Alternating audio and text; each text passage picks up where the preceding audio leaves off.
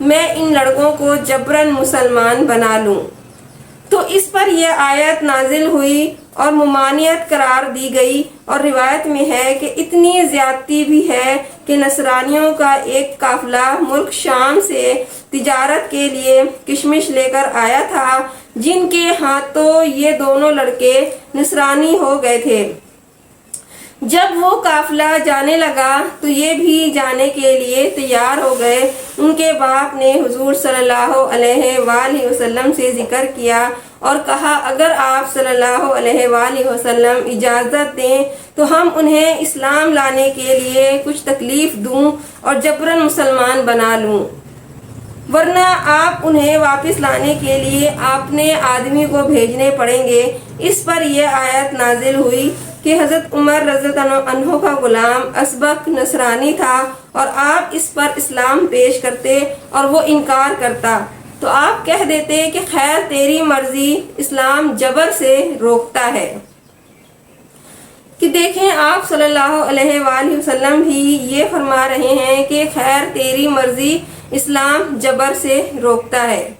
اسی طرح صحیح حدیث میں ہے کہ اللہ تبارک و تعالیٰ کو ان لوگوں پر تعجب آتا ہے جو زنجیروں میں جکڑے ہوئے جنت کی طرف گھسیٹے جاتے ہیں، یعنی وہ کفار جو میدان جنگ سے قیدی ہو کر توق پہنا کر یہاں لائے جاتے ہیں اور پھر وہ اسلام قبول کر لیتے ہیں اور ان کا ظاہر اور باطن اچھا ہو جاتا ہے اور وہ جنت کے لائق بن جاتے ہیں۔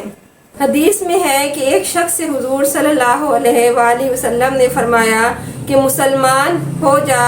اس شخص نے کہا کہ حضرت میرا دل نہیں مانتا۔ آپ صلی اللہ علیہ وآلہ وسلم نے فرمایا، گو دل نہ چاہتا ہو تب بھی مسلمان ہو جاؤ۔ اب یہ نہیں سمجھنا چاہیے کہ آپ صلی اللہ علیہ وآلہ وسلم نے اس شخص کو مجبور کیا۔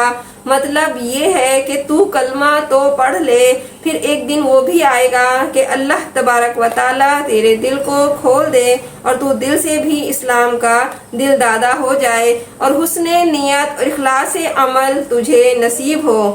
جو شخص بت اور اوثان اور معبود باطل شیطانی کلام کی قبولیت کو چھوڑ دے اور اللہ تعالیٰ کی توحید کا اقراری عامل بن جائے، وہ سیدھی اور صحیح راہ پر ہے۔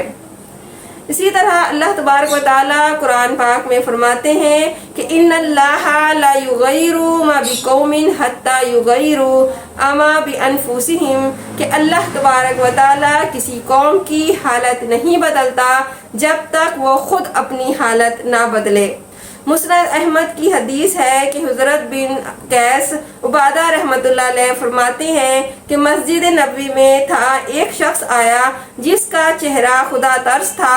اس نے 2 ہلکی رکعتیں نماز ادا کی اور لوگ انہیں دیکھ کر کہنے لگے یہ جنتی ہے۔